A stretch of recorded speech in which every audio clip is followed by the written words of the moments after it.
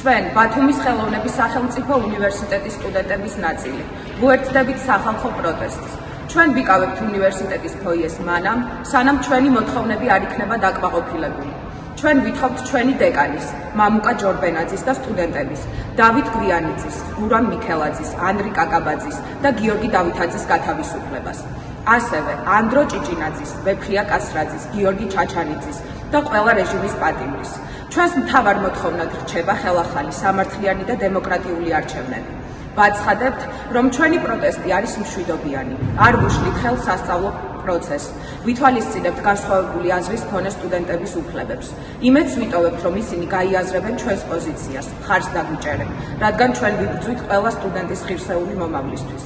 სოლიდარობას ვუცხადებთ თბილისის თეატრალური უნივერსიტეტის სტუდენტებს, ბათუმის დრამატული თეატრის თანამშრომლებს და ყველა კულტურის წარმომადგენელს, ვინც სისტემასთან უთანასწორო ბრძოლაში მტკიცედ დგას.